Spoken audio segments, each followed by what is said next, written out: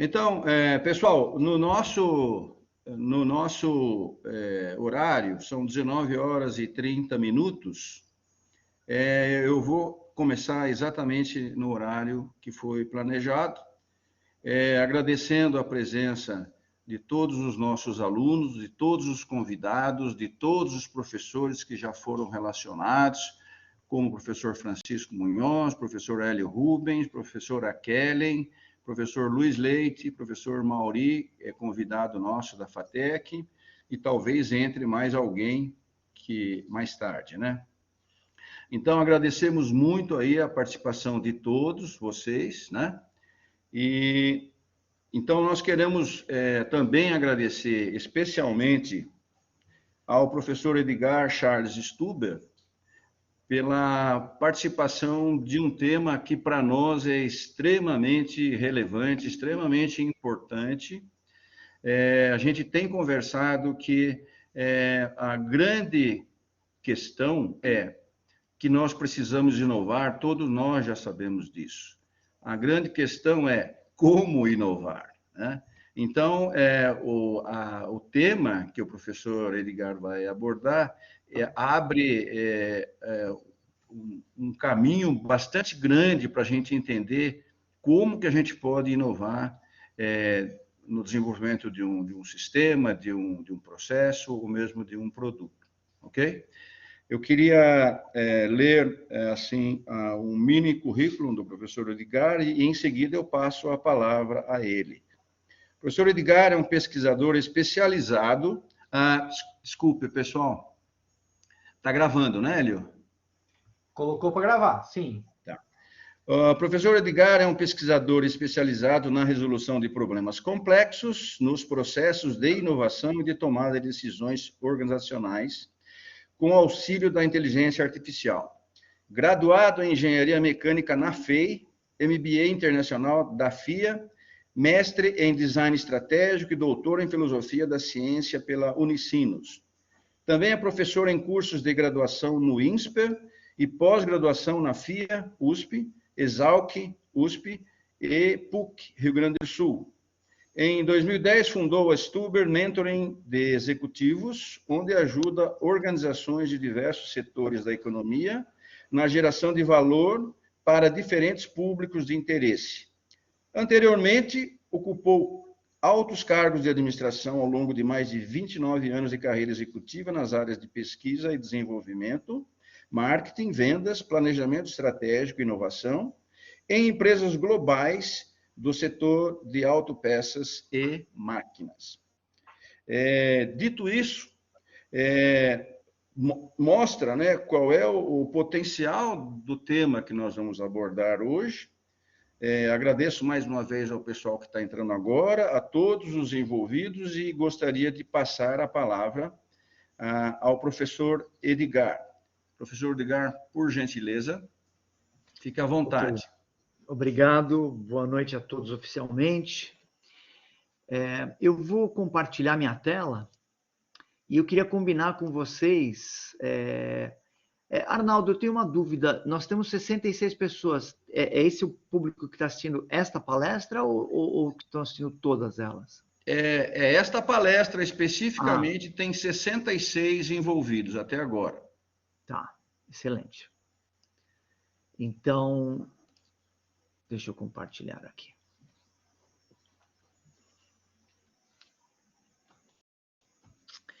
Estão vendo, né, minha tela?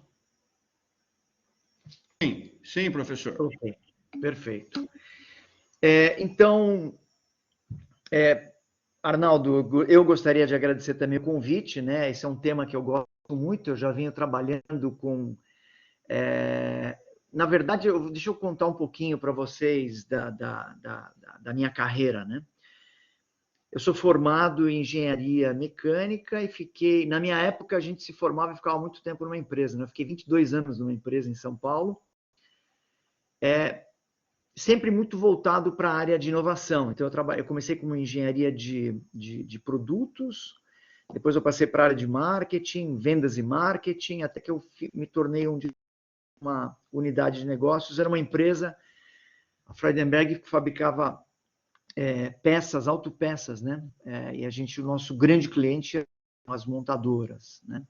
Então, foi um período de muito aprendizado. Eu fiz várias trocas dentro da empresa, né? Hoje em dia, o pessoal muda de emprego, né? Naquela época, a gente mudava de departamento, né? Então, eu fui mudando, fui migrando da área técnica para mais área comercial, área de negócios. E aí, recebi um convite para vir aqui para o Sul, para trabalhar na Steel, onde eu trabalhei durante 20 anos, né, como vice-presidente de marketing e vendas. Era responsável por uma empresa bem maior, com faturamento muito maior, e com uma abrangência muito grande, né, de toda a América do Sul, e responsável por exportação também. Mas o tema inovação foi um tema que sempre me encantou, né, mas eu achava que era um tema muito voltado ao lançamento de produtos. E depois de 29 anos trabalhando como executivo, eu decidi sair do mundo corporativo e voltei para estudar, né? Fui fazer um mestrado em design estratégico na Unicinos, onde eu me aproximei do design thinking que eu vou falar para vocês hoje. Só que eu continuei estudando e percebi que a inovação, ela a maneira que eu gosto de abordar ela é que ela surge a partir de oportunidades, de gaps no mercado, de problemas, né? Então, eu vou falar para vocês um pouquinho a definição de problemas. Isso me levou para a filosofia, porque eu percebi também que a inovação centrada no ser humano, o design thinking, ele tem muito a ver com as ciências humanas, e aí eu fui tentar entender como é que os métodos científicos expandiram o conhecimento humano. Tá? Até 2010, né? Então, quando eu abri a minha empresa de mentoria, e hoje em dia eu ajudo empresas nessa jornada, né, que eles têm de inovação. Deixa eu colocar o meu apontador aqui. Então, eu queria primeiro começar contextualizando que ambiente empresarial é esse que a gente está imerso hoje em dia. Todo mundo fala de mudanças, né? Eu prometo que eu não vou falar para vocês do mundo VUCA, nem do mundo BUNNY, porque acho que está todo mundo falando nisso, e muito mais de falar nisso, nós estamos vivendo, né, esse mundo. Então, eu quero só contextualizar como é que a gente tem tantas mudanças, né, que provocam a transformação das organizações. Então, o meu ponto é que, a minha argumentação é que tudo começa pela ciência, né? Quando, 500 anos atrás, o homem realmente descobriu que ele teria a capacidade de gerar conhecimento e começou a lançar perguntas para tentar explicar os fenômenos da natureza, e com isso ele foi expandindo o conhecimento, e de lá para cá o nosso conhecimento cresceu muito, né? E aí vem a dobradinha, né? A tecnologia, ela pega este conhecimento que foi gerado pela ciência e ela aplica esses conhecimentos. Isso provoca uma mudança acelerada, que é essa mudança que eu falei, essa é a origem de tanta mudança. Isso muda a sociedade quem que são? Somos todos nós, né? São os alunos, os professores, os pacientes, os médicos, os clientes, os colaboradores, é a sociedade como um todo. E as organizações, elas precisam se adaptar, essa é a grande palavra, né? E é o que caracteriza o ser humano. A gente chegou onde chegou porque nós temos uma capacidade de adaptação muito grande. Só que as organizações, para se adaptarem, elas precisam rever os modelos de negócio delas, porque o sucesso do passado não garante o futuro. E isso exige novas competências das pessoas, da sociedade, que são os colaboradores, que também precisam, da mesma forma que as organizações, que surgem novas demandas. E aí, a única maneira que a gente tem de se adaptar, né, e o ser humano tem essa capacidade pelo fato de nós termos a linguagem e termos o pensamento lógico, o pensamento crítico, a gente consegue aprender, e aprendendo a gente consegue mudar os nossos modelos mentais. Então, o modelo mental eu não gosto muito dessa modinha, né, que se fala muito do mindset, mas são hábitos mentais que a gente vai criando através das crenças que a gente vai desenvolvendo com o passar do tempo, ou seja, a maneira que a gente lê o mundo, né? A maneira como a gente entende a realidade. Só que a gente precisa também ir se adaptando, né? Porque está tudo mudando, né? Então, os nossos modelos mentais, o ser humano também tem que mudar. E daí isso provoca, ao final, para a organização, novos modelos de gestão e uma nova cultura organizacional. Quer dizer, o modelo mental, ele é do colaborador, ele é da pessoa, do indivíduo, do ser humano. Mas através das relações sociais, da interação social, a gente desenvolve uma cultura organizacional.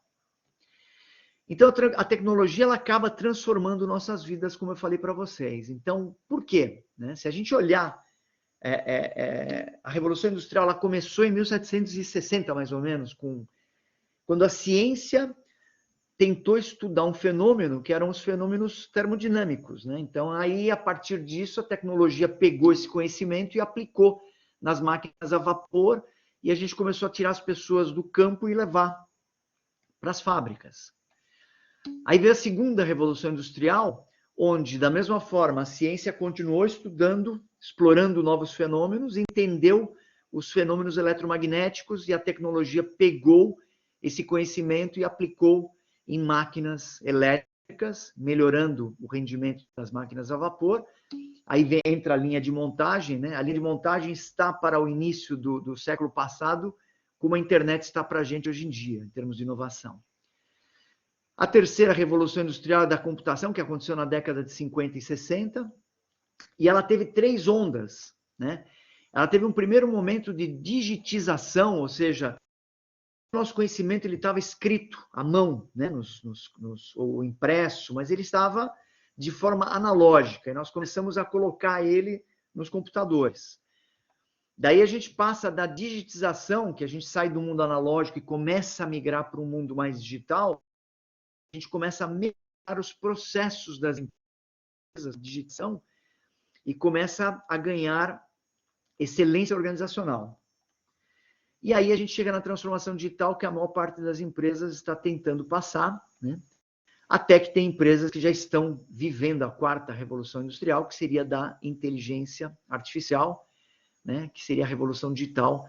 E como o professor Arnaldo falou, eu também faço parte de um grupo de pesquisas da USP, onde nós estamos tentando entender como é que a inteligência artificial pode ajudar o gestor no processo de decisões.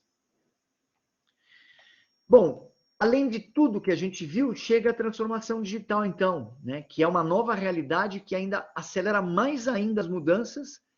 E esse é o grande problema, essa palavra aqui, as incertezas, né? Antigamente a gente tinha certeza de tudo, e o ser humano, quando ele perde o controle das coisas, ele fica realmente inseguro. Então, a gente precisa começar a entender como que a gente consegue navegar nesses mares de incerteza crescentes e complexos. E a evolução cultural, como eu falei, de toda a sociedade, ela envolve tudo, o consumo, a educação, tudo acaba sendo afetado. E entra uma nova diferença muito importante do risco e da incerteza. Então, na época que eu trabalhava, a gente fazia muito planejamento estratégico, né? A gente pensava no horizonte de 3 a 5 anos, conhecia todas as variáveis, né? E nos ambientes de incerteza, você não conhece as variáveis, então muda muito a maneira como você tem que abordar. O que eu quero dizer com isso? No passado, uma abordagem reducionista e simplista era suficiente. A causa e efeito era tranquilo, era um fenômeno que a gente conseguia explicar. Hoje em dia, a gente não consegue mais explicar. Vem novas variáveis, né? Quem, em 2019, iria imaginar que a gente teria o fenômeno da pandemia, né? Então, qual que é a grande diferença? Então, no risco, a gente conhece todas as variáveis, mas a gente pode fazer, porque nós temos dados históricos, então a gente pode aplicar análises estatísticas no risco. Entra o Six Sigma, né? E vários métodos diferentes de resolução de problemas, e na incerteza, não. Eu começo a tomar decisões na tentativa e erro com experimentação. Essa, na minha opinião, é a grande diferença que eu vou explorar um pouco mais com vocês hoje, que me encanta do método do Design Thinking, né, em relação aos outros. Então é importante a gente fazer uma diferenciação de alguns conceitos sobre inovação, invenção, melhorias e resolução de problemas, se a gente tivesse a oportunidade de estar ao vivo, eu perguntasse para vocês, provavelmente cada um traria uma abordagem. Eu vou resolver esse nosso problema com abordagem sistêmica, né? Tudo depende da geração de ideias. Então, a resolução de problemas nada mais é do que eu primeiro identificar problemas e depois solucionar os problemas. Então, com esse trabalho de mentoria que eu faço, eu acabo trabalhando muito com empresas na resolução de problemas. Ideia todo mundo tem o dia inteiro, né? Só que se você não fizer nada com a ideia evapora, ela vai embora. Né? Imaginem que nós somos 7 bilhões e meio de habitantes no planeta Terra, todo mundo tendo ideias o dia inteiro, né? Seria maravilhoso se a gente conseguisse aplicar todas as ideias. Então, para eu resolver um problema, eu primeiro identifico, então, com essas empresas que eu falei que eu trabalho, normalmente 60% do tempo de um projeto de resolução de problemas, a gente está tentando entender qual que é o problema correto a ser resolvido. Depois que você identificou bem o problema, aí solucionar ele é só escolher um método e é muito mais tranquilo. Então, eu resolvo um problema quando eu tenho uma ideia e eu levo uma ação. Ou seja, eu comunico a minha ideia. Eu tiro a minha ideia da cabeça e eu trago ela para a concretude, para o mundo real. Eu consigo comunicar a ideia. Por isso que eu vou falar um pouquinho mais para frente da possibilidade dos protótipos, né? Que é uma outra coisa importante para o Design Thinking. Bom, e eu inovei resolvendo problemas? Não. Eu posso resolver um problema, eu engaveto a solução do problema na escrivaninha e acabou. Né? O problema continua. Eu só vou inovar se eu tiver a ideia com a ação, ou seja, eu resolvi o problema e eu gerar resultado. Né? E esse resultado, antigamente a gente pensava só em rentabilidade, em lucro para as empresas, porém esse paradigma mudou. O foco de finanças ele está migrando agora para o foco no propósito. Então, gerar resultados é gerar, pode ser um bem-estar social, né? Pode ser inovação social, estou gerando bem-estar para o cidadão, eu valor para o colaborador, para o fornecedor, ou para o shareholder, para o investidor, que aí seria a lucratividade da empresa. Eu tive uma ideia genial, mas não consigo aplicar ela. Eu protejo ela com uma patente, ela vira uma invenção. A hora que essa invenção for para o mercado e gerar resultado, aí ela se transforma de invenção para inovação. Ou eu posso trabalhar com melhoria contínua, ou seja, eu tento reduzir os desperdícios, né, que seria o modelo Toyota. Né? Então, o importante é a gente entender que um problema é a diferença entre uma situação atual e uma situação desejada. Esse gap é um problema e essa é a maneira que eu gosto de abordar a inovação. Ou seja, eu resolvo o problema e gero um resultado, eu tenho que implementar a solução. Então, tudo é em torno, né, de geração de ideias. E tem uma citação do Dee Hock, que foi o fundador e CEO da Visa, que eu gosto muito, né, que ele fala que o problema não é como levar novas ideias na mente, na cabeça das pessoas, mas como tirar as velhas, né? Porque as pessoas acabam se agarrando muito às ideias do passado e tem dificuldade. Por isso que eu falei tanto da importância da mudança do modelo mental. Então, inovação também pode ser, uma outra definição que eu gosto muito, é transformar conhecimento, por isso que a gente precisa pesquisar muito para inovar, e eu transformo o conhecimento em valor, tá? Porque uma fábrica pode fazer o que ela quiser, mas ela tem um limite de eficiência. Né? Chega ao limite mínimo de custo fixo dela e alguns custos variáveis, abaixo disso ela não consegue baixar mais. Então, para isso, a gente precisa gerar valor novo. Né? Aí volta naquela ideia que a inovação é uma ideia mais ação gerando resultado. Opa, eu voltei aqui. Mas eu queria fazer, então, agora a diferença entre os problemas sendo muito simplista, né? Os problemas podem ser bem definidos ou problemas complexos. Os bem definidos são aqueles de fácil definição, eu consigo, problema matemático, por exemplo, não que ele seja fácil, mas eu consigo defini-lo muito bem. Ele tem uma solução única, eu posso usar os métodos da qualidade para resolver um problema bem definido, eu uso uma abordagem racional e linear, e eu posso acabar substituindo ele pela inteligência artificial com o algoritmo. Já no problema complexo, difícil de definir, ele envolve muitos stakeholders, tem mais gente aqui envolvida, tem soluções múltiplas, é tentativa e erro, não tem uma fórmula mágica, e eles não terminam nunca, você está sempre tendo que refinar a sua ideia, por isso que vem a ideia da experimentação e da prototipagem, e eu não posso ter uma abordagem linear, eu tenho que ter uma abordagem sistêmica, né? Como o Peter Senge já falava. De onde surge o conceito dos problemas complexos? Ele surge na década de 70, né, quando esses senhores aqui, Rittel e Weber, eles eram cientistas sociais, e eles começaram a perceber que alguma coisa estava mudando. E eles olharam para uma década anterior, para a década de 60, e falaram, caramba, o mundo está mudando, né? A guerra do Vietnã foi uma guerra diferente. Foi a década que Kennedy falou, não, nós vamos para a Lua, e realmente em 69 a gente pisou na Lua. A gente começou em 68 a colocar uma nova perspectiva, e a gente começou a colocar a ecologia na agenda de discussão. Os movimentos estudantis começaram a acontecer, né, pelo mundo inteiro. A gente levantou o muro de Berlim, né, e quase conseguimos detonar a Terceira Guerra Mundial. Então, o Ritter e Weiss falaram, olha, como diria Einstein, né, não adianta você tentar, insanidade é você tentar resolver os problemas da mesma maneira que você sempre resolveu. Então, não, a gente precisa ter uma abordagem diferente. E por que os problemas estão mais complexos? Bom, por isso que eu falei, né, no início, o ritmo da mudança. Então, a gente tem uma parte que a gente conhece, que pertence ao passado e ao presente, e o futuro tem uma parte que a gente desconhece, né? E o futuro ele tem esse tempero da incerteza.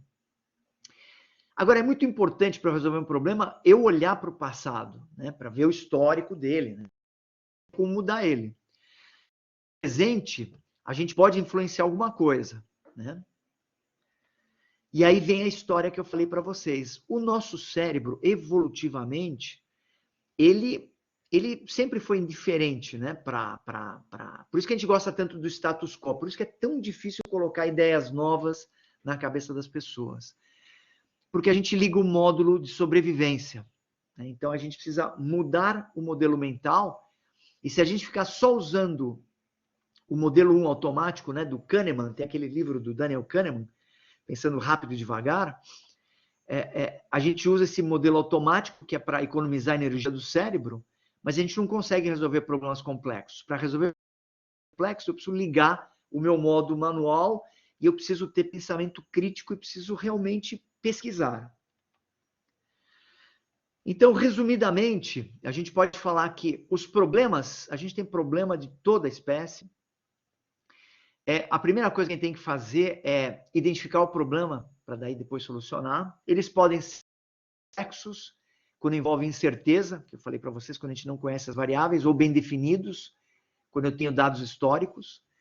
Aqui, nesse caso, eu uso o método empírico com experimentação, né, que é um método científico mesmo de levantar e testá-las. Aqui eu posso usar o método racional, porque eu tenho dados do passado, então eu posso ser muito mais racional, analítico e usar métodos estatísticos. Mas ambos são métodos científicos, tá? Eu falo um pouquinho mais do Design Thinking, e se eu fosse para esse lado aqui, para os problemas bem definidos, eu posso usar o Total Quality Management, né, vindo da qualidade, o PDCA, né, que é um Plan, Do, Control and Act, que é um método muito conhecido da Toyota. Então, a base para solucionar problemas, seja ele qual for, é o conhecimento. Para qualquer um deles, eu preciso pesquisar. No Design Thinking, os dados não existem, é sem precedentes o meu problema, e no bem definido, eu tenho dados históricos existentes e eu posso olhar para trás e levantá-los. E aí vem, bom, mas como é que eu inovo? Para inovar, eu preciso implementar a solução.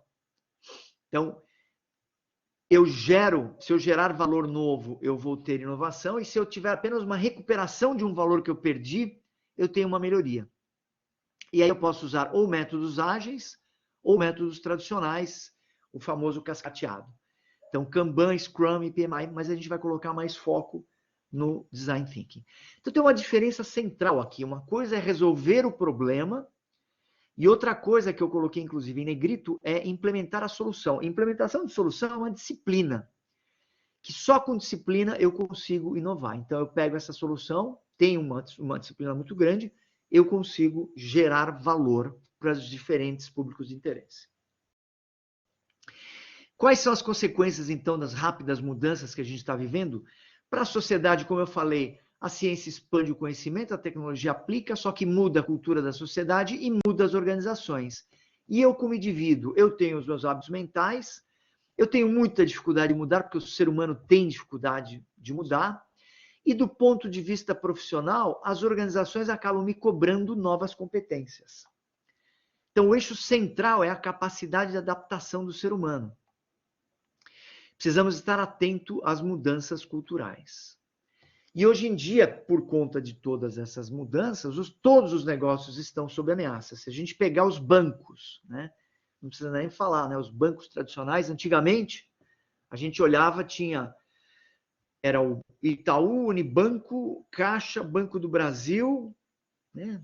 Mais alguns pouquinhos, né? Hoje em dia você tem um monte de bancos digitais, as fintechs cada vez mais resolvendo problemas, dores de cabeça das pessoas. E agora você pega um novo concorrente que não estava no radar, né? Que é o WhatsApp. Vocês imaginem o número de usuários que o WhatsApp tem. É muito maior do que qualquer banco gigantesco do Brasil.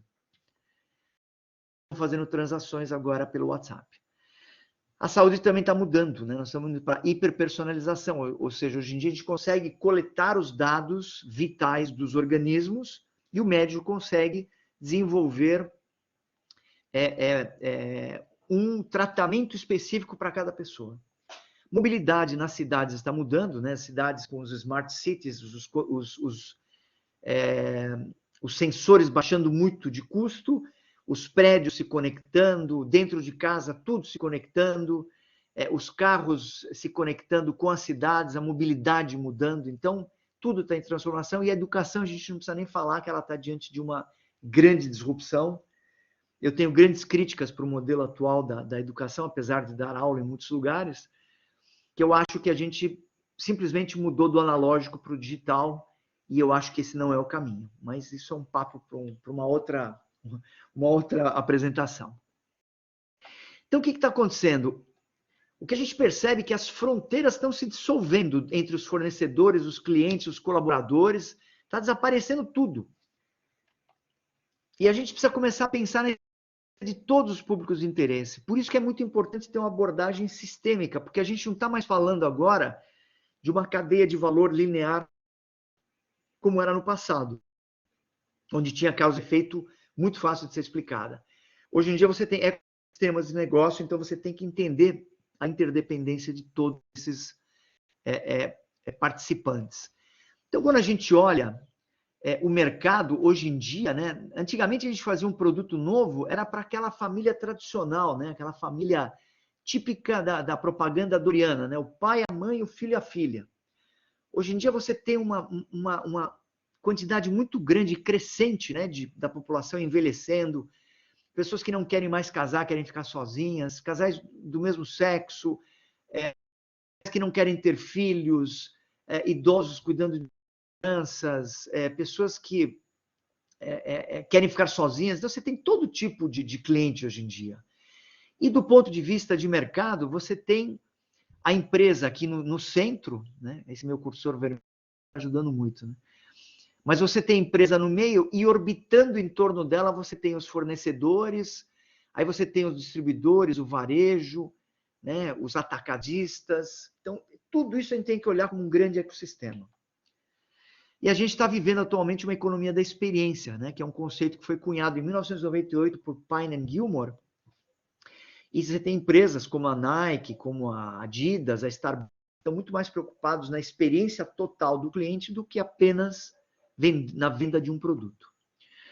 Então, para fazer um projeto de experiência, a gente precisa entender as necessidades humanas. E aí que entra o design thinking. A gente precisa resolver os problemas que incomodam as pessoas. E tem várias organizações, empresas que têm resolvido os problemas de maneira magistral. Você pega o Dropbox. aquela necessidade de arquivar dados é uma necessidade muito antiga, né? Eu vou entregar aqui a minha idade, né? Mas na época que eu estava no 5º ano de engenharia, eu lembro que eu fiz uma disciplina de Fortran 4. E a gente tinha que levar o programa na Praça da República para eles perfurarem os cartões. Se você derrubasse os cartões no chão, acabava o teu projeto. Ou seja, a necessidade de arquivar dados sempre existiu. O que foi mudando foi a solução. Então, a gente sai do cartão perfurado, vai para o disquete duro, disquete flexível, vai para o CD, vai para o pendrive, vai para a nuvem. O Netflix, ele começou com uma proposta de valor e mudou rapidamente. Sabe quem que é o concorrente do Netflix? Ele não está preocupado com a HBO, não está preocupado com a Apple TV, com ninguém. O grande concorrente da Netflix é o sono das pessoas. Tanto que eles têm um algoritmo, se você ficar muito tempo pendurado, ele pergunta se você está acordado ou não. O Waze é uma solução fantástica, uma startup israelense que usa a rede social para te dizer, né, como é que você se desloca nas cidades. O Airbnb, o Nubank, a Amazon, o Uber, não precisa nem falar, né? A gente já conhece. Mas o que elas têm em comum? Essas empresas estão focando na conveniência dos clientes. Por quê? Porque o cliente quer encurtar caminho, porque o mundo está muito difícil, está muito complexo, ninguém tem tempo para mais nada, as pessoas querem hospitalidade, a gente quer... Deixa eu voltar aqui. Para tudo que a gente vai consumir hoje em dia, a gente quer ter um padrão de navegabilidade da Netflix e um padrão de rapidez de entrega da Amazon. O Uber é um caso muito interessante, né? Eu li um estudo dos cientistas cognitivos que eles falaram que a grande sacada do Uber não foi o modelo de negócio deles, foi trazer um pouco mais de certeza para a pessoa, porque eu pego o meu celular e eu sei onde é que está o carro. Então, baixa aquela minha perda.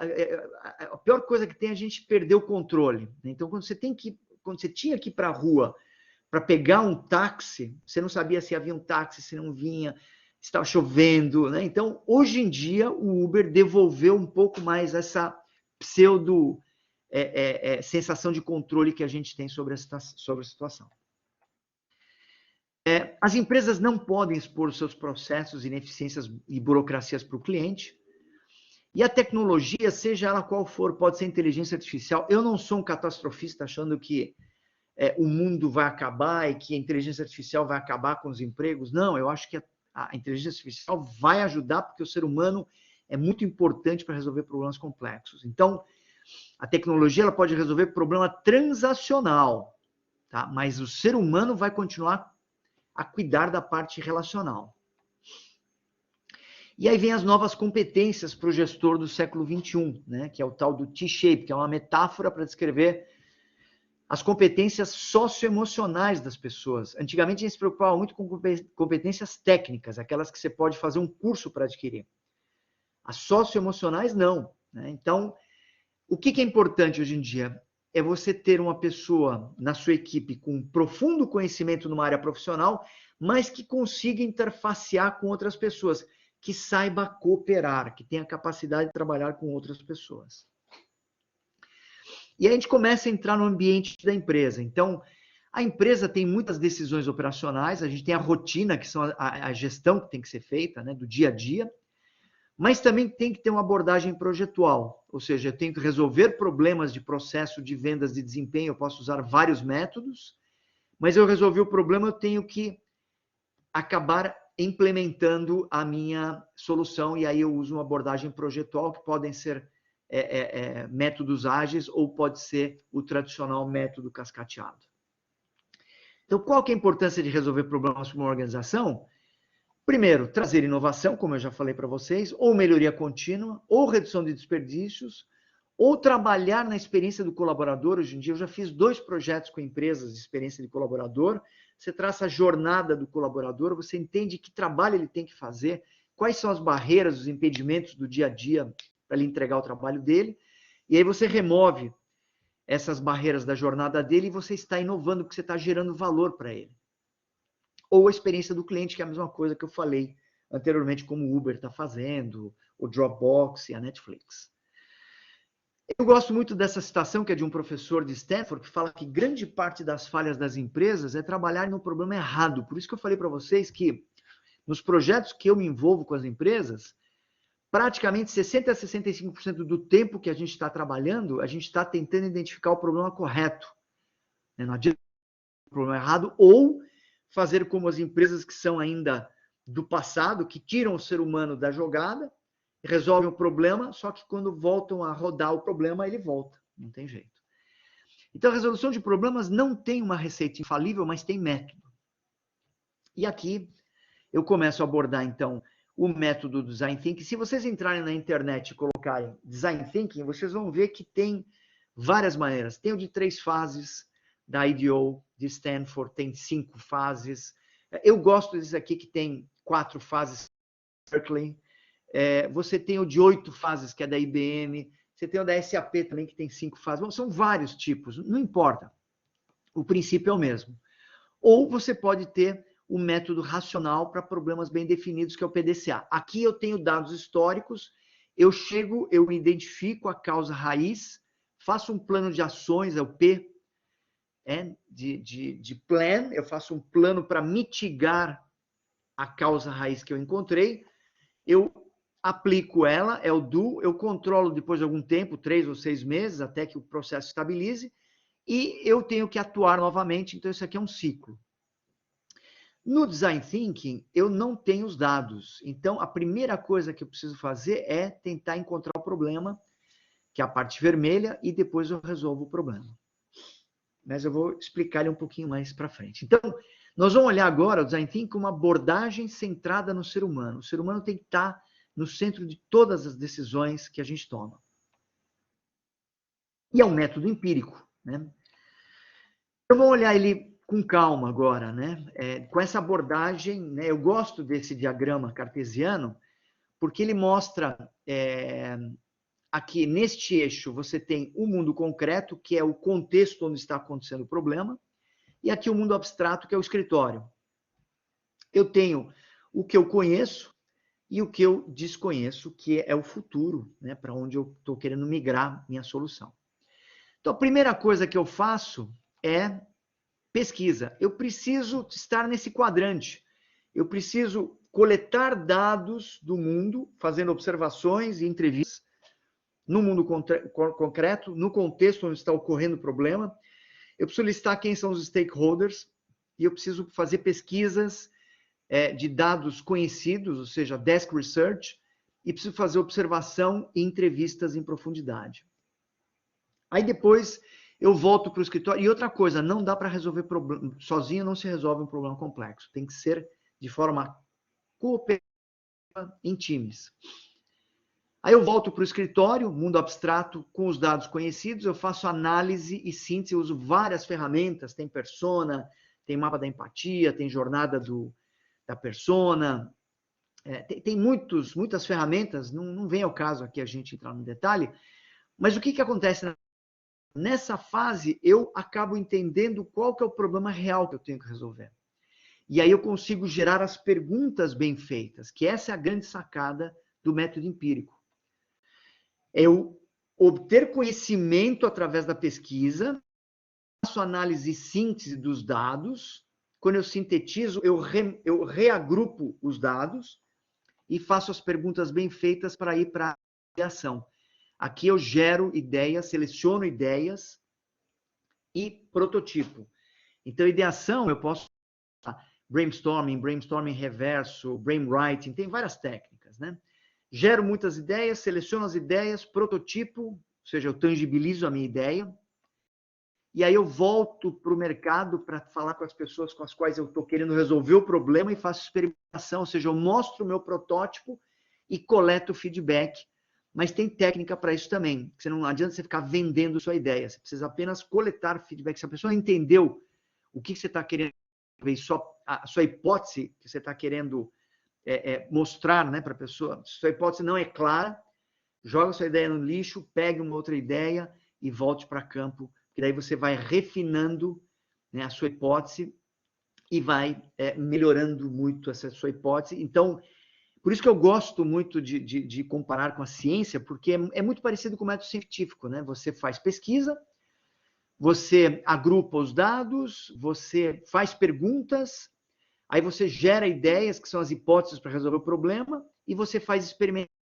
Ou seja, a comunidade científica, ela faz o escrutínio das hipóteses do cientista. Ou seja, ela critica muito, e aí ele vai refinando e melhorando a hipótese dele.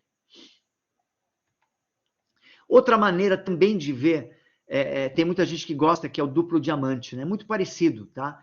Eu tenho um problema que é o gatilho, onde começa, né? E é preocupar também em ter o problema muito bem definido, ou seja, você não precisa se preocupar em ter a pergunta perfeita.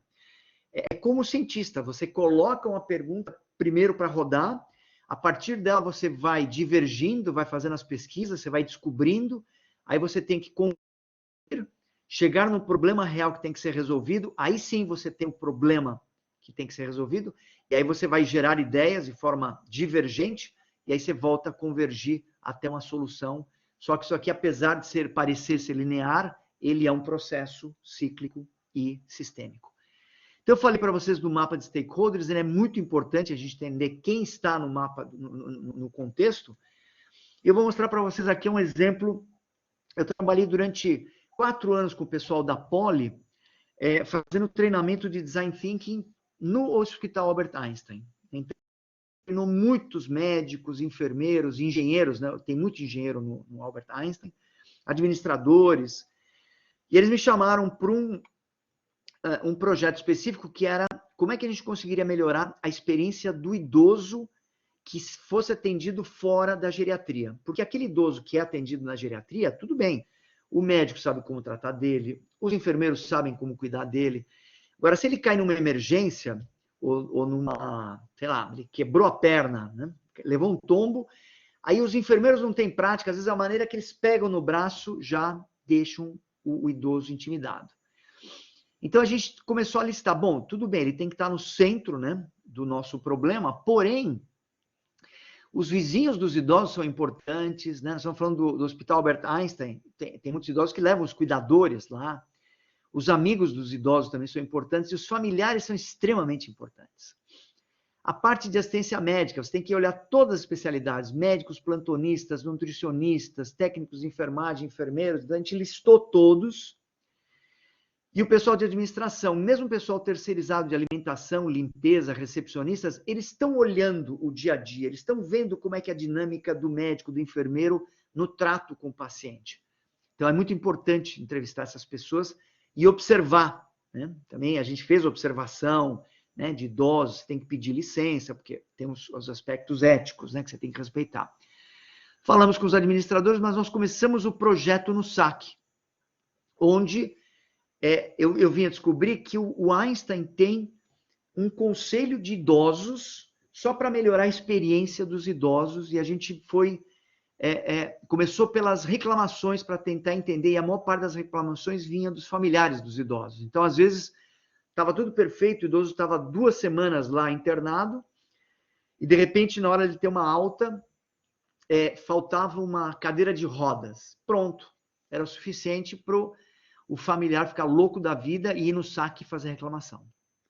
Então, isso aqui foi uma fonte muito boa para a gente começar a tentar entender as dores do paciente e dos familiares. Então, a gente começa a usar técnicas etnográficas. E as técnicas etnográficas, elas vêm da antropologia, né?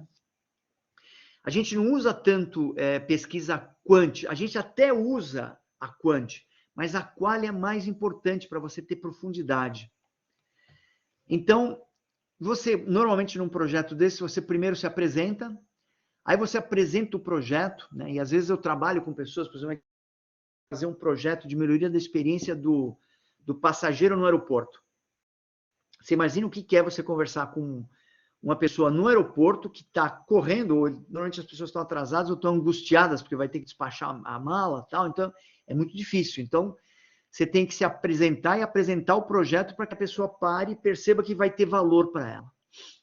Aí você tem que estabelecer uma relação de empatia, né, o chamado rapport, por isso que tem que ser o olho no olho. E é muito importante você evocar histórias, porque as pessoas, através das histórias, elas contam a dor que elas têm. Então, é normal a gente fazer uma pergunta assim, muito aberta, né? Usando essas técnicas etnográficas. Me conta uma experiência recente ruim que você teve numa viagem. E a pessoa começa a te contar, e quando ela fala, puxa vida, eu fiquei frustrado porque não me deram tal informação, aí você tem que explorar as emoções usando a técnica dos 5 porquês para chegar nas necessidades latentes das pessoas. Você tem que questionar algumas afirmações, porque às vezes a pessoa, ao longo, né? Aqui tem a pergunta de $1 milhão que sempre me fazem, né? Quanto tempo leva uma pesquisa qualitativa usando técnicas etnográficas?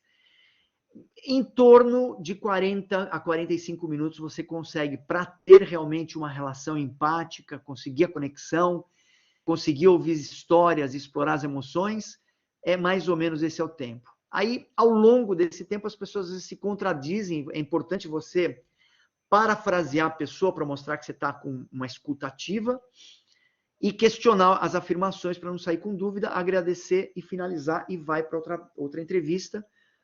Outra pergunta que me fazem, mas quantas pessoas você precisa entrevistar? Então, por stakeholder, né, eu gosto de entrevistar, deixa eu voltar aqui, ó. Vamos dizer, no pessoal do saque, né, a gente conversou com umas 4, 5 pessoas. Recepcionista, 4, 5 pessoas. Alimentação, a meia dúzia. Normalmente, com 5, 6 entrevistas, você começa a perceber que começa a estabelecer um padrão. Aí você vai para o stakeholder para trabalhar com as pessoas. Então, são entrevistas empáticas.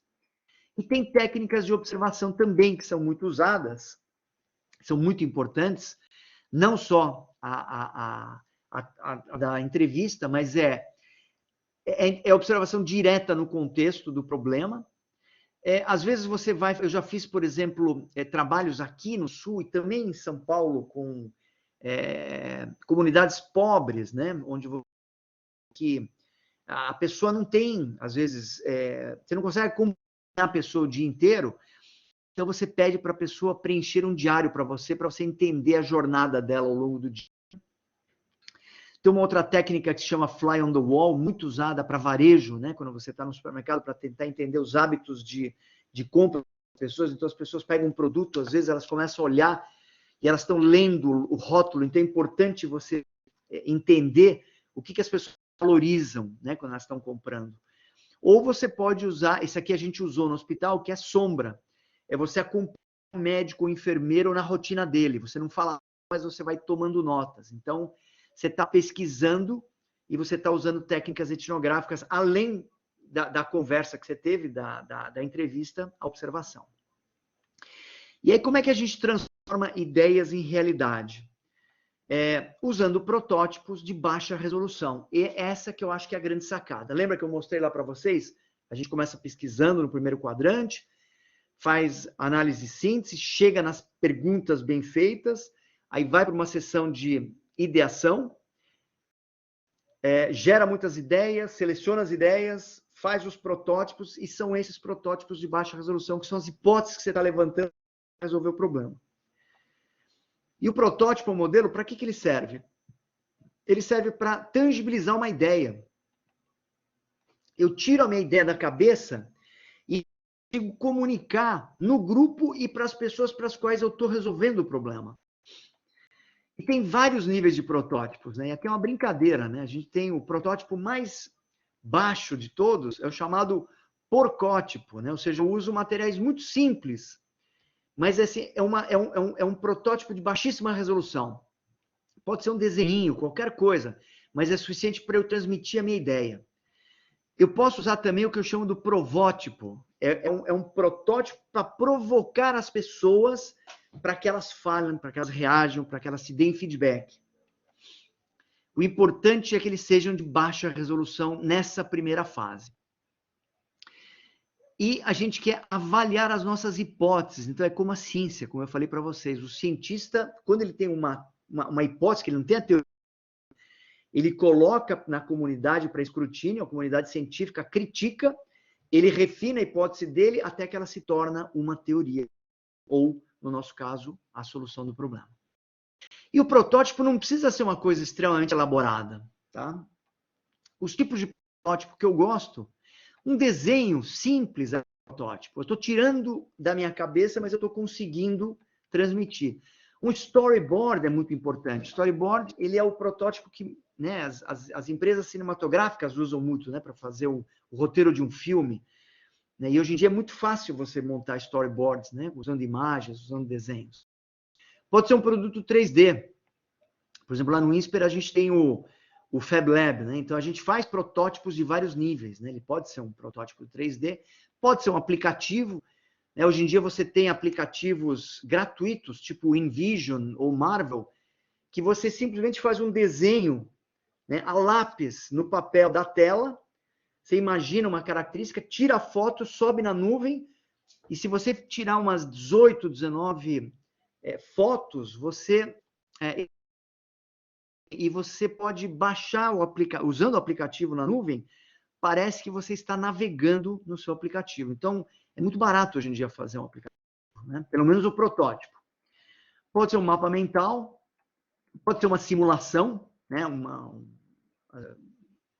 Em hospital eu já fiz isso aqui. Aqui também eu fiz um projeto no hospital Mãe de Deus, onde as pessoas estavam simulando, né? Como se fosse um teatrinho que as pessoas fazem, que é muito bom para você entender, para as pessoas entenderem o problema. Pode ser um vídeo, né, de baixíssimo custo, pode ser um Canvas, né? Para mim, eu gosto de encarar o Canvas como uma coisa que você vai refinando e melhorando ao longo do tempo. O protótipo de baixa resolução, ele transforma ideias em realidade, e o importante é isso daqui, olha. Isso é outra coisa que eu gosto muito do método empírico, do design thinking, é a permissão para errar. Você erra cedo para aprender com o erro e evoluir. Faz parte do processo cognitivo. E o protótipo serve para construir novas ideias a partir de problemas encontrados. À medida que você vai refinando, né, coletando o feedback das pessoas, você vai refinando as suas ideias. O que a gente pode prototipar? O protótipo é uma versão rápida de uma ideia. A gente pode prototipar qualquer coisa, produtos, serviços e aplicativos. Tem gente que fala, mas dá para fazer o serviço? Dá. Coloca um histórico, uma jornada, que você tem um serviço, uma experiência. Com a atual velocidade das mudanças, o protótipo está cada vez mais importante, né? Então, a gente precisa ter esse modelo mental hoje em dia da experimentação, porque as pessoas não têm mais as respostas prontas. Nós temos que experimentar, errar rápido para conseguir refinar a ideia. E o protótipo de baixa resolução ajuda a avaliar uma ideia. Então, isso aqui é um exemplo de materiais muito simples para você, quando a gente está, né, fisicamente trabalhando, são materiais extremamente descartáveis que você pode usar para prototipar. Eu já participei, por exemplo, de projetos com a 3M, eu também trabalhei durante 3 anos com a 3M, é uma empresa que adora prototipar, muito bons para prototipar, e a gente usava esse material.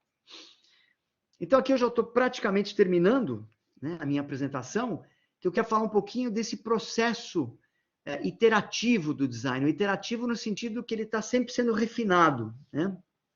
Então, essa é uma abordagem da Universidade de St. Gallen, que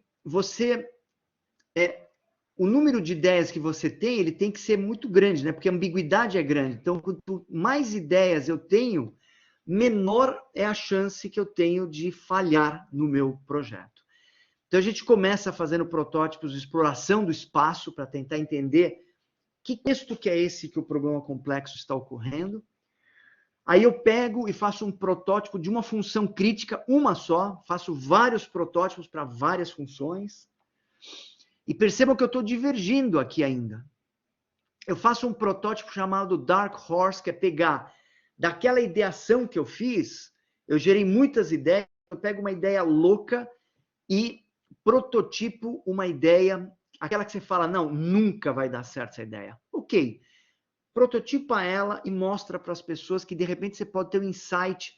Elas ajudam muito para expandir o conhecimento do grupo. E, às vezes, também para tirar algumas amarras, sabe? Para desmontar algumas vacas sagradas que as pessoas têm, às vezes, na cabeça. Bom, chega um ponto que a gente tem que parar de ser divergente, aí a gente tem que reunir os melhores atributos dos vários protótipos que foram feitos, e aí sim você começa a construir. Você chega num protótipo funcional, aí você vai para o Fab Lab num protótipo avançado, e aí você chega no protótipo final ou no chamado produto mínimo viável, né, para você, que é o mínimo de atributos que você tem na sua solução para lançar para o mercado. E com isso eu termino a minha apresentação. eu vou sair do modo aqui, agora estou aberto para responder perguntas, seria um prazer se tiverem perguntas. Se não tiver, eu vou ficar mais preocupado, né? Ok, professor, muito obrigado pela apresentação. Eu acho que é de extremo interesse de todos nós, alunos de gestão empresarial, administração, engenharia, qualquer que seja a modalidade, esse tema é extremamente interessante.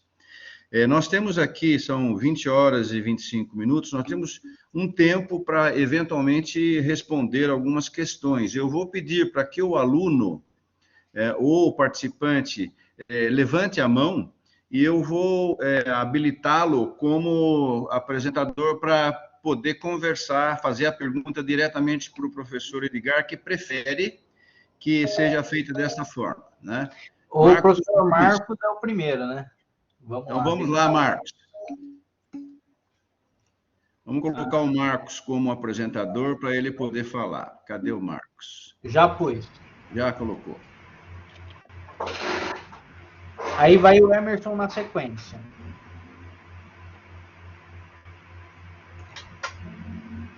Marcos Nunes. Boa noite a todos aí. Estão me ouvindo bem?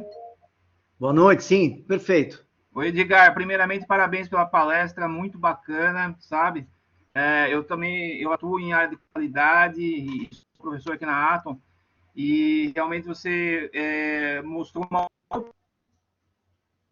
forma de tratar problemas, então tá de parabéns pelas informações. Eu queria que você comentasse um pouquinho mais, se possível, e até com algum exemplo do storyboard. Por que isso aí? O meu orientador no mestrado vive falando do storyboard, para eu fazer storyboard, tudo. E assim, ele ouviu o material dele, eu falei, como é que eu vou fazer esse negócio, entendeu? E até me arrisquei com algumas coisas, mas assim, no mundo acadêmico, legal, para ter uma aplicação bacana, mas e na prática? E lá no chão de fábrica, como que a gente pode aplicar o storyboard? Se puder dar um exemplo de storyboard para a gente aí, seria bacana. Obrigado, viu? Tá. Parabéns. Obrigado. Tem alguns softwares muito bons, né, para você fazer, Marcos. Um deles é SMAPLY. Ele é muito bacana para fazer uma jornada. Ele é super visual, só que ele é pago, tá? Você tem o Jamboard da Google também, que é muito legal para você fazer. Você consegue montar pegando fotos do Google Imagens, ou Mural, ou Miro também. O Mural, ele é muito bom, porque no Mural, professor, eles te dão uma liberação gratuita. É só você entrar lá e pedir que eles te dão uma licença, tá? É só você ter o arroba, a organização.edu.br, eles liberam, tá? Mais um exemplo para fábrica. A fábrica é muito bom. Fábrica você tem processos, tá? Se você pegar cada ação do processo e colocar uma figura, uma imagem que represente, porque o processo, o que é? O processo não é um evento, ele é uma coisa que está acontecendo ao longo do tempo, né? Como se fosse um filme que vai acontecendo. O storyboard é isso, é você montar um filme com várias fotos, você poder ajudar a sua narrativa na hora que você vai explicar o problema, e aí você identifica, olha, neste ponto do processo, está tendo uma dor aqui, está tendo um problema, e é aqui que você tem que resolver o problema, e se você tirar essa barreira, vai melhorar o processo como um todo. Entendi. Legal. Bom. Obrigado, Edgar. Falou, valeu. Agora o Emerson, por favor. Olá, boa noite a todos. Boa noite.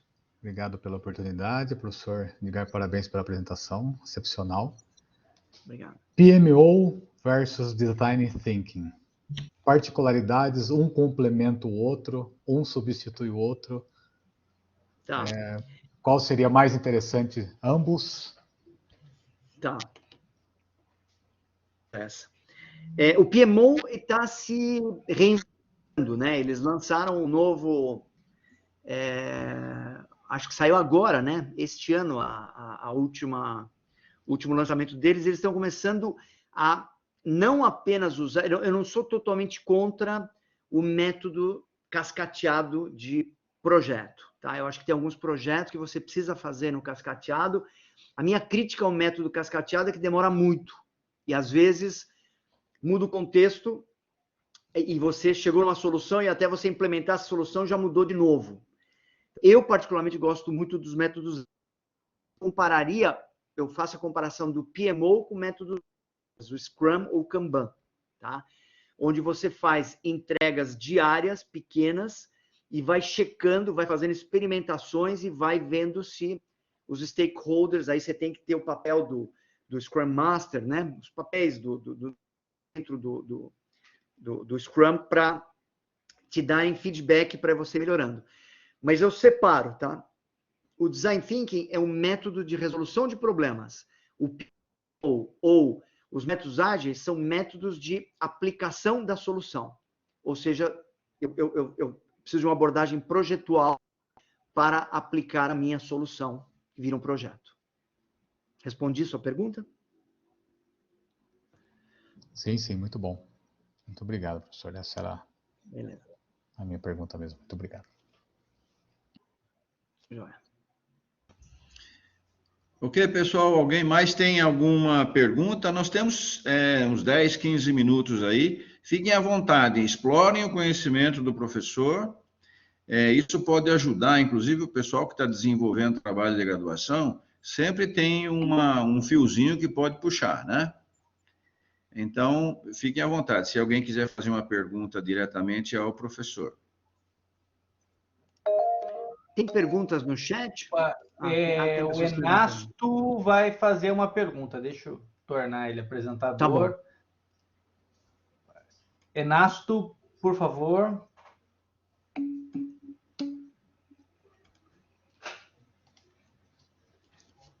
Espera aí, vamos colocar como apresentador.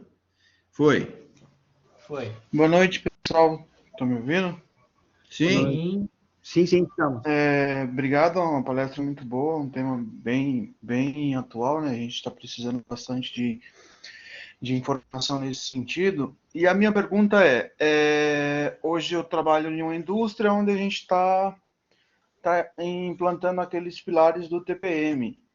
E aí eu queria entender onde que a gente usa, qual tipo de ferramenta que a gente pode utilizar dessas que você apresentou aí hoje.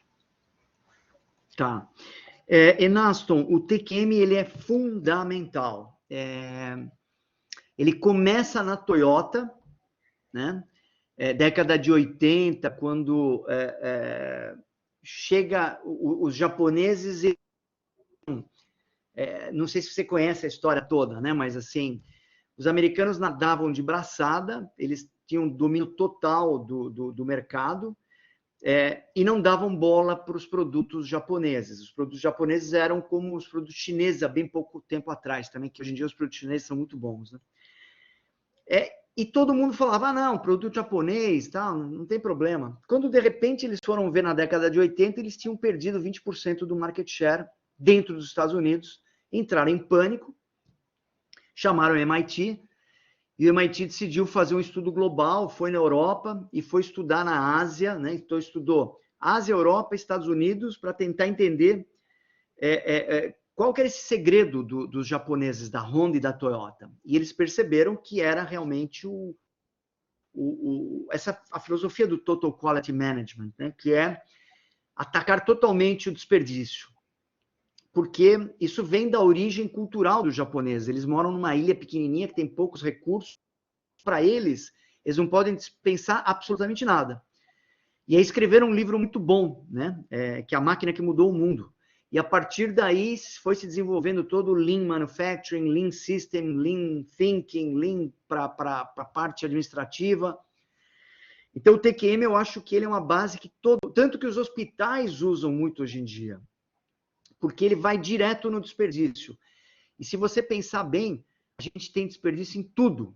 A gente tem desperdício de tempo, a gente tem desperdício de recursos financeiros, capital humano. Desperdício está por todos os lados. Então, é importantíssimo.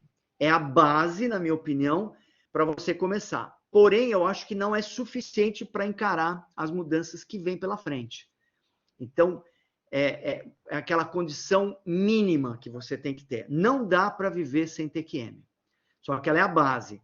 A partir daí, você tem que desenvolver novas ciências, novos métodos e precisa mudar o modelo um pouco para que as pessoas aprendam a pesquisar, aprender a aprender para poder resolver problemas complexos. Respondi a pergunta, Enaston?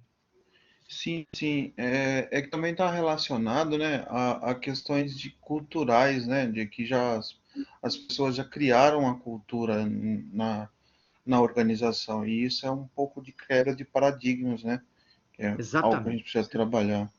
Mas respondeu sim, muito obrigado. Você falou a palavra mágica, e é duro, porque nós estamos vivendo esse processo de mudança de paradigma, né? Nós estamos, assim, ao ponto de uma virada muito grande, né? Por isso que é importante a história do lifelong learning, né? Não dá de estudar, senão você não vai conseguir se adaptar e você vai ficar rapidamente, vai entrar numa obsolescência muito rápida.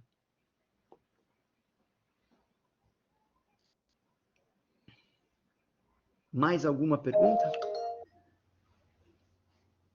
William, vamos lá. Opa. William tem uma pergunta, na sequência tem a Samara. Tá. Boa noite, Edgar. Tá me ouvindo? Tô sim, tudo bem, William. Primeiramente, gostaria de agradecer pela excelente palestra aí. Eu tenho uma dúvida. Pelo que eu consegui compreender do Design Thinking, ele é voltado à resolução de problemas complexos, correto? Seria a mesma função de um Black Belt no Lean Six Sigma. Nessa situação, na onde eu consigo ter um desempenho mais evoluído com Lean Manufacturing, né, que é o Six Sigma, ou no Design Thinking? Tá. Boa, tua pergunta é boa.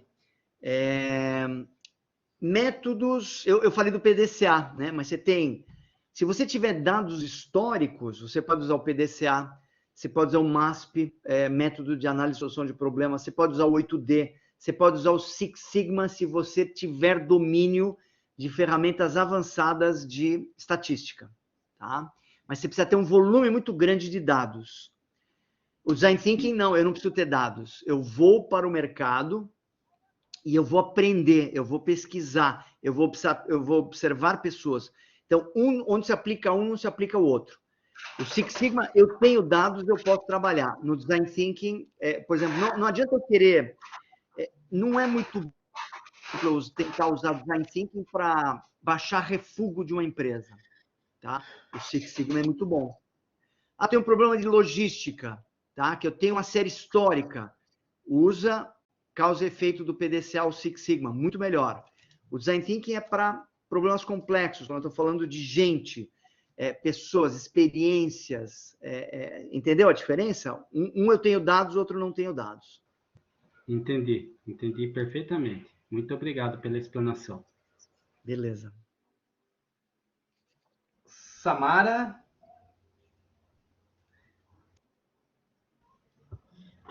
Boa noite.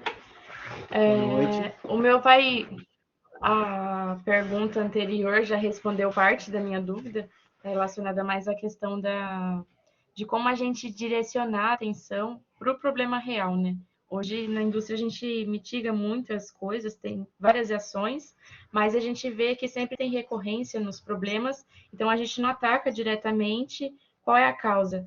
E relacionado a essa questão de pessoas, a gente vê que a gente tem um processo bem desenhado, direciona qual que é a ação que deve ser correta, mas tem recorrência relacionada à falha humana. Qual que seria o seu...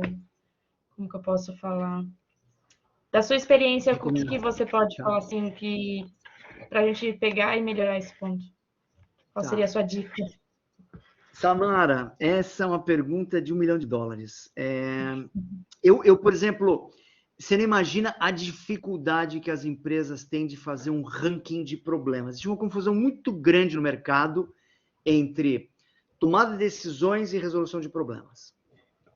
Volto a dizer, problema o que é? É a diferença entre uma situação atual e uma situação desejada. Se eu tenho um gap, eu tenho um problema. Tomar decisões, eu tenho várias alternativas, eu preciso escolher uma. Então, quando eu vou trabalhar numa empresa, num projeto que me chamam, eu peço, por favor, me levantem os problemas, né? E as pessoas têm a primeira dificuldade é que as pessoas confundem sintoma com problema.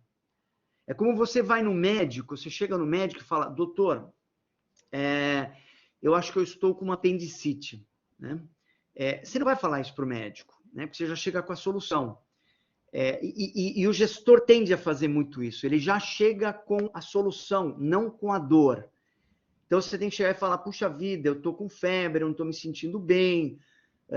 Aí você começa a contar os sintomas, o médico vai tirar os seus sinais vitais, vai pedir alguns exames, ele está tentando entender a causa raiz. Então, uma maneira que eu gosto, a primeira coisa que eu faço é pedir uma lista para que me ranqueiem os 10 principais problemas. Eu já começo a separar, normalmente 4 ou 5 não são problemas. Tá? As pessoas confundem isso, né? Tomada de decisões com problema. Aí quando você chega no problema, uma maneira de você ranquear problemas é usar a FRISGUT, gravidade, urgência e tendência. Tá? Que é bom você fazer em grupo, né? Ele é ponderado, né? Então você vê a gravidade do problema, qual que é o valor de você resolver o problema, a urgência é o prazo e a tendência, se você não fizer nada com ele, o que acontece com o problema. Então, se você tiver um grupo interdisciplinar, fica legal, porque daí você consegue ranquear e começa a atacar os problemas de acordo com o método. Se você tiver dados, você usa um método, se você não tiver dados, você usa outro. Respondi a sua pergunta? Sim, ficou claro. Muito obrigada. De nada. Ok. A sessão de perguntas expirou, né? Nós temos aqui, são 20 horas e 42 minutos no meu aparelho aqui. Alguns de vocês provavelmente vão entrar para a próxima palestra, talvez. Então, nós cumprimos dentro de um prazo muito bom, né? Demos chance aí, oportunidade para os alunos perguntarem, algumas perguntas, ou todas elas, bastante pertinentes, né? Muito interessante essas dúvidas, são as mesmas dúvidas, né, que todos os profissionais têm. Então, as perguntas de vocês, alunos, são as mesmas perguntas que os profissionais fazem para o professor Edgar, quando ele vai fazer as consultorias. Não mudam, né, professor? Verdade. Então, eu quero aqui agradecer muito a presença do professor Edgar, mas sem antes pedir para os moderadores, se eles querem fazer algum comentário, o Francisco L. Rubens, a Kellen, o professor Luiz Leite, se tem algum comentário, alguma dúvida, né? Para falar para o professor, e nós estamos fechando. São 20 horas e 43 minutos, no máximo até 20 horas e 50 nós fechamos a sessão, né? Obrigado mais uma vez ao professor Edgar Stuber pela apresentação, foi muito válida, ela alavancagem para algumas ideias que nós temos de desenvolver. Esta é a minha pergunta, professor. Nós queremos montar um grupo de professores e alunos para realmente praticar a habilidade de usar o Design Thinking, que a gente sabe que são muitas ferramentas, então a habilidade de praticar essas ferramentas e chegar num resultado é uma coisa que nós vamos procurar. Estamos criando grupos de trabalho, vamos criar grupos de trabalho, vamos escolher alguns, um item para resolver, né? Pode não ser o item mais importante, e vamos procurar resolver usando as ferramentas. Eu não quero abusar, mas eventualmente, em algum momento, talvez eu entre em contato, se puder atender, No futuro aí eu agradeço, ok? Vai ser um prazer. O professor Luiz Leite, Kellen, a professora Kellen também é entusiasta de Design Thinking, né? Não sei se a professora Kellen quer falar alguma coisa, né? Professor Hélio Rubens, Francisco, fiquem à vontade. Eu vou falar rapidinho também. Professor, eu fiquei muito satisfeito em poder identificar na sua palestra que o meu discurso junto aos alunos está bem alinhado. Então, porque eu sou da área de TI, né? E também das engenharias. E o grande problema é realmente identificar o problema, né? Que é onde tudo começa, né? É o direcionamento do acerto, né? Quando você acerta na identificação do problema. Então, eu fiquei muito satisfeito que realmente as coisas estão alinhadas nesse sentido, né? Então, esse é o meu comentário da noite aí. Legal. Bom, antes de mais nada, grande Edgar, gostaria de agradecer imensamente aí a oportunidade de escutar a sua experiência, escutar aí essa palestra enriquecedora. A gente tava brincando com o Arnaldo, né? Falei, Arnaldo, você quer montar o grupo? Tô dentro, né? Eu venho de uma área ambiental, então para mim identificar problema é sempre o caos, né? A hora que eu acho que eu achei o problema, na verdade, ele é o sintoma de um outro problema mais embaixo, né? Você olha e fala, nossa. E são ferramentas muito bacanas, principalmente quando você pega áreas de altíssima complexidade. A minha é uma de altíssima complexidade. A hora que eu puxo um fio, eu brinco, né? Quando eu penso que eu puxei um gatinho, sai um Tiranossauro Rex, né? Você olha e fala, puxa, veio um Tiranossauro Rex, o que está acontecendo? E converso bastante com o Arnaldo, são situações que para nós são muito interessantes. E assim, a sua palestra veio nos enriquecer com essas ideias aí, dar umas chacoalhadas no que a gente pensa, e principalmente, completando aquilo que o Chico fala, eu não estou tão doido de falar as mesmas coisas que meus alunos. Né? Não estou remando contra a maré, né? Então, é muito importante isso. E muito obrigado de coração aí. E quando vier para São Paulo, para o interior, convidamos você para vir à nossa casa, conhecer a gente, nos conhecermos pessoalmente, sentar na sala dos professores, né, Arnaldo? Tomar um cafezinho e conversar conosco aí. Vai ser um prazer. Nosso guru, Luiz Leite, professor Luiz Leite. Não vai dar um...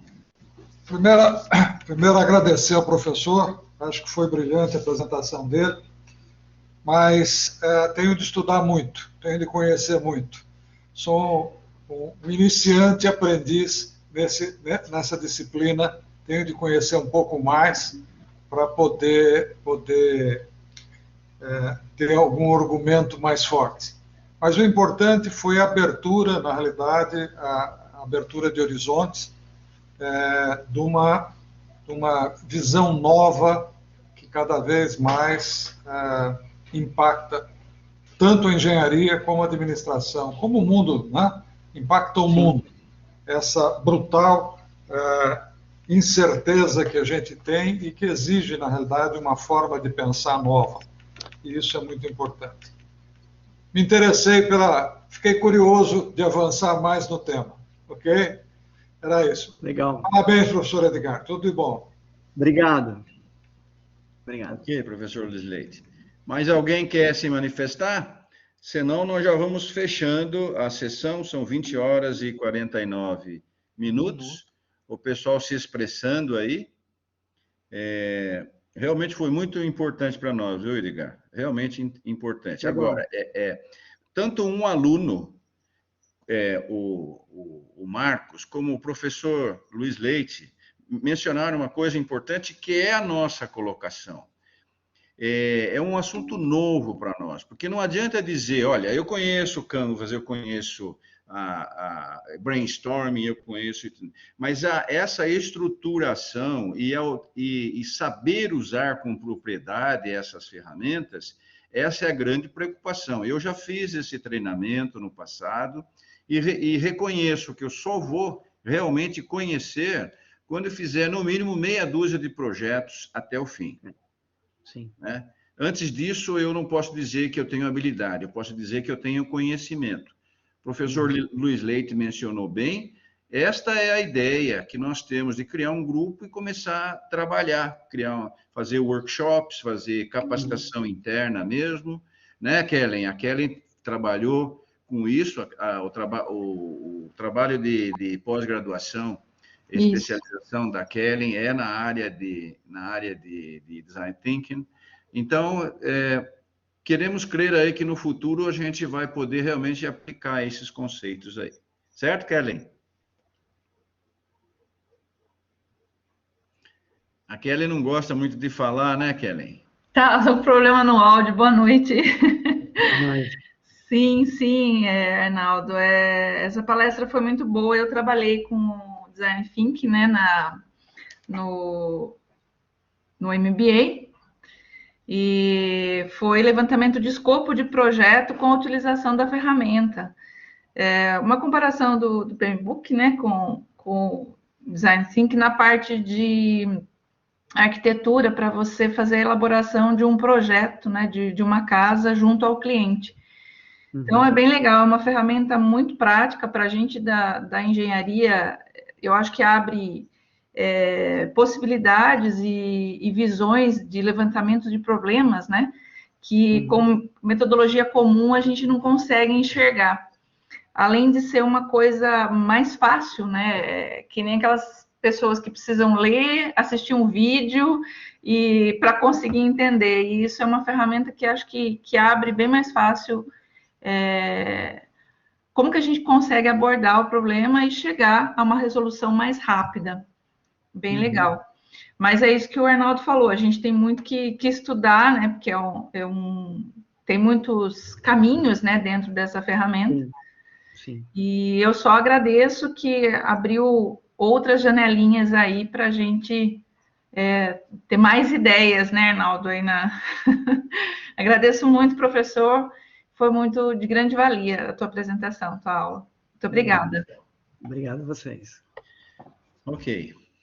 Então, Hélio, você junto comigo, podemos agradecer finalmente ao professor, antes de pedir para o professor passar uma mensagem para nós aqui, né? E eu acho que depois da mensagem dele, eu acho que nós podemos nos dispersar, a não ser que alguém queira falar mais alguma coisa aí.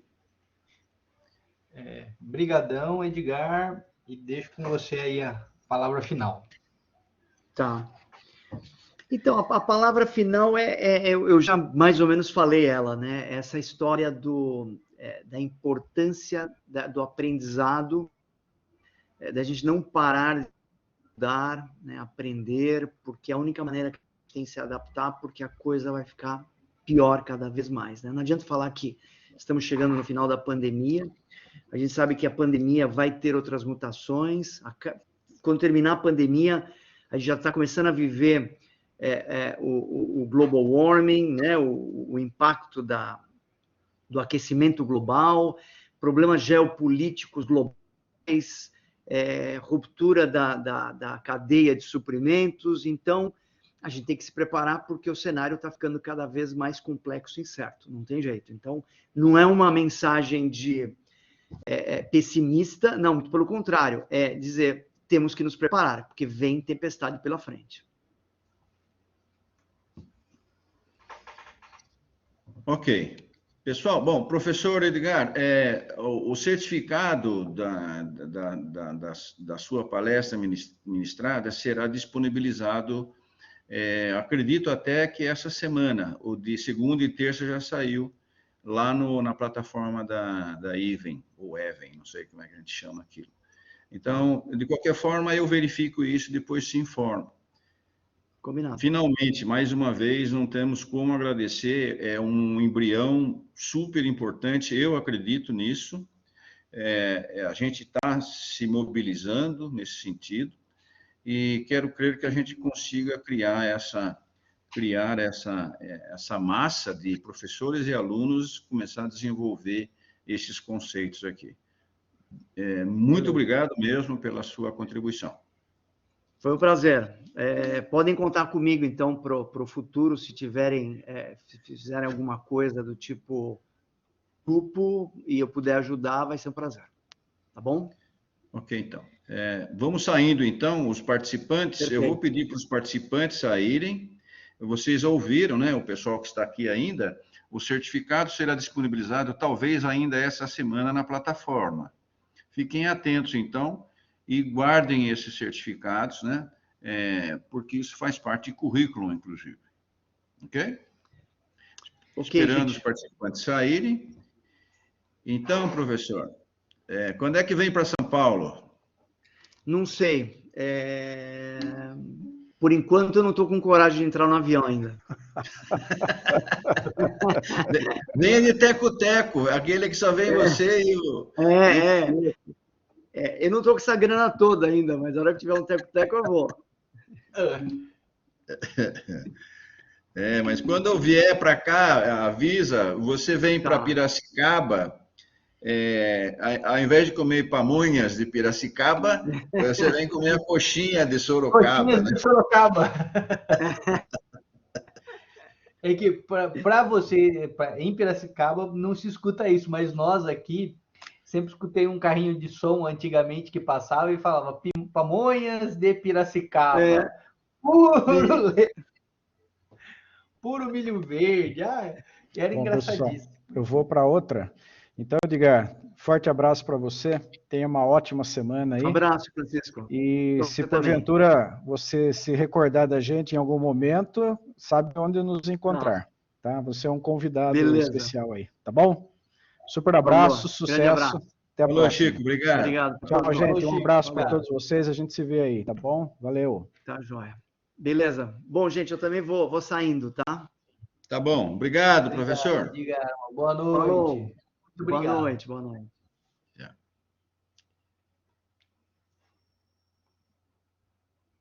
Bom, parar a gravação.